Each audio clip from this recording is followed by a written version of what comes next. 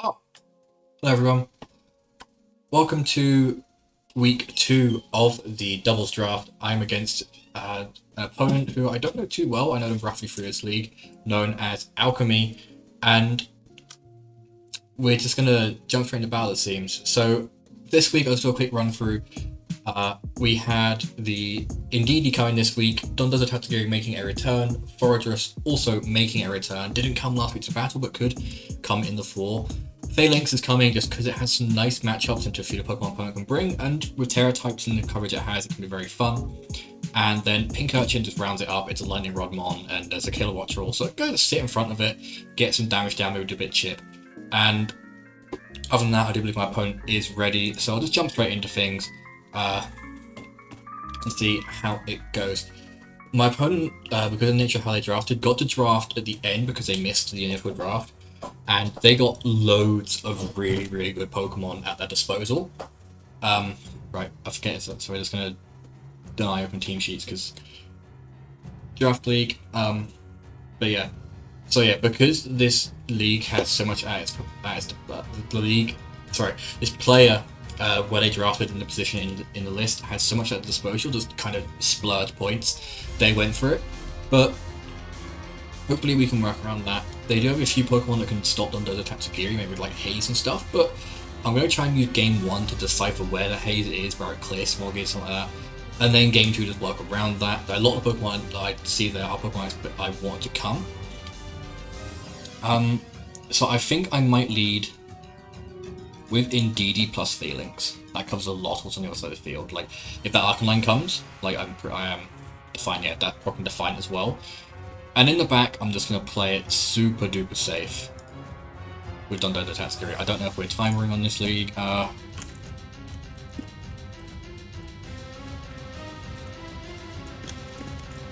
Just because some players don't like it. So you see Weavile plus Killer Watcher straight away, so there isn't going to be that activation of Defiant, but that's not the end of the world. Weavile puts a lot of pressure down, it can't fake out, which is nice, and I can divert that Killer Watcher attacks.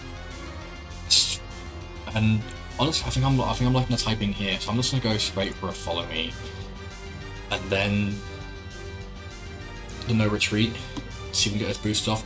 There's Tailwind, that's fine. There's Taunt, that's fine as well. It stops the Trick Room, but Taunt could have been going somewhere else. Yeah, that's really fine. I'm gonna go for a Psyshock into Color Watcher. I'm gonna go for my Terra Steel because I can take a flying type move. And I'm gonna go for Iron Head into Weavile. I don't want to be dropping my stats too soon, given there could be something like the Gardenath in the back, which can be scary. Here comes Sylveon. I think it's going to be amazing if I catch that. Terra Steel +1 S-Slash does nothing. Do I get through the flinch? Yes, I do. And that Sylveon is gone. So an amazing little call there. Psyshock does a massive chunk. And just showing how strong this Pokemon is. Everyone was... I see why player doesn't want Tyron, that's fine. But yeah, everyone was kind of like, oh, this was drafted when I picked it. And I was like, yeah, it just kind of destroys. I'm predicting maybe a Terra Ghost, so I'm just gonna go for Iron Head again. If you can't Terra Canny, so I can just go for that. I'll go for the Close Combat. There's a Protect, okay. Is it Double Protect? No, Close Combat. Leaves it on 22. We get the stat drop, which isn't the end of the world. There's a Fissure, it ignores, but I say ignores, it misses. That's the luck with Fissure. You either hit it and you pop off, or you don't and you kind of just sit there a bit annoyed.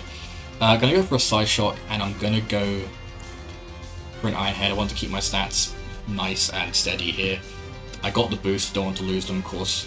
I'm at neutral on my special defense because I got that Psychic Seed. Another reason we had that, just because you can take that hit from the Indeedee a bit better. There's a Discharge, does a fair bit, no paralysis. Iron Head gets a bop, Psyshock gets the bop as well. So, a nice steady flow to the opening of this game. Weavile will come in there, and both of these Pokemon have immense pressure on Weavile. There's the forfeit, so Game 1 went really well. A flat out 4-0, so that's another time I've done that in Game 1 for this league. I think I can maybe go for it again. I might actually lead with Dondo's 1 Croc on the special defense boost, and also get the ability to go for my move again. But yeah, I'll see how that goes from there. I might... Do I lead the same? Because they know what I have and they can play around that now. Um, I could just lead with Dondozo Tatsugiri and just put the pressure on straight away. So I have my Terra Blast, Terra Poison.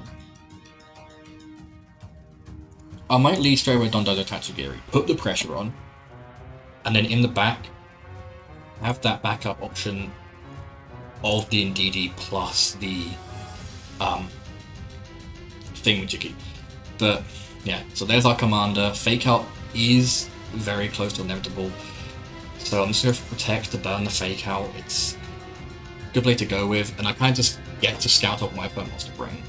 If we see the Kill Watch roll, I am kind of a bit shaky because it's still Electro type and can really crush my dreams on that, but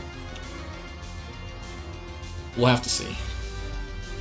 But it's not terrible if it comes in, so I can just Terra Poison and start doing things. I was thinking going the speed boosting Tatsugiri, because that would allow me to outspeed after the one. What?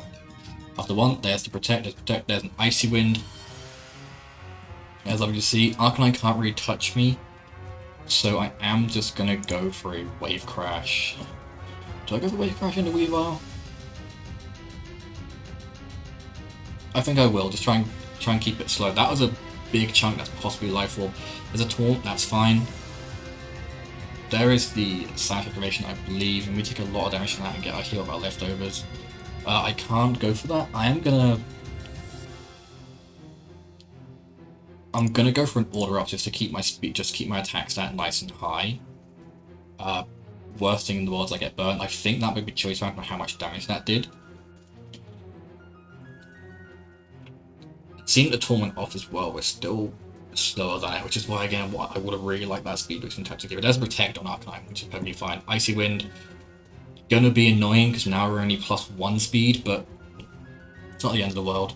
There is a nice little boost there. So I say a choice band, no, that was just a really strong extreme speed. I really underestimated the defensive investment on this, but oh well. If Kill Watch comes in, I'm going to go for that. Is Tyranitar okay? So, not too bad actually. Arcanine's not really doing much. Wave Crash into Tyranitar is quite nice. Tyranitar could protect this turn though. And we haven't seen Translation yet, but Translations on the Arcanine is fine. And just go for that Wave Crash. If we go down, that's nice and down. As Retaliate, we go down to that, and then Sand does get us before anything goes off. But really, I can go into... I feel safe going into Ndidi here. I just stop any priority moves coming off. And also we get the terrain up nice and ready for the FALINKS. Because I don't really expect Tatsugiri to do much here. It's a Choice Scarf version. So I can maybe start doing some annoying things, like maybe start taunting things, but I don't know what I can do. So there is Garganackle. I am Scarf Taunt, so I can maybe taunt the Garganackle. I might actually go for a helping... I could go for a Helping Hand. Plus Terra Dragon Draco Meteor into the Arcanine. We then lose the drop that we get to... not the drop, the increased chip damage from Salt Cure as well, which is quite nice. We're just getting as much damage off as possible here.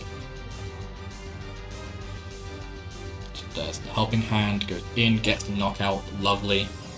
Garganackle Salt Cures the Ndidi, which is fine, so I'm going to switch out to reset the Salt Cure and just go for another Draco Meteor. Get a special defense boost as well. Draco misses, not the end of the world because it is that one versus pretty much everything situation. And really I can just go for that no retreat, get another boost.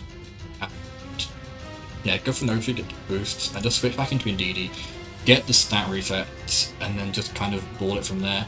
I can then go for Muddy Waters afterwards if I really need to. There's no retreat, getting the Omni boost. Of course we can't switch it on that slot. There's the Fissure, it misses. Ugh, I'm so sorry about that. And then just gonna close it up with Close Combat and Helping Hand to see if there's any Protect there. There is not. So there we go. Game 2 goes to me as well, and honestly, that was a match I was very, very scared of on paper, because it was there was so many different versions of the team my opponent could go for. There were so many different outs they had. So my Dondo's attack to Giri, and honestly, I was a bit shaky on it, but I'm glad that my choice really came through again. There was last minute choice where I went for the Psychic Seed, so I could no retreat and get those boosts, and there's going to be the option of like having different outs on what would normally be just as fragile or just scarf one and done Pokemon. Absolutely amazing. The opportunities my opponent went for to try and get some nice little outspeeds with the not outspeeds, just high damage rolls and actually be really nice. I do give a lot of kudos to that.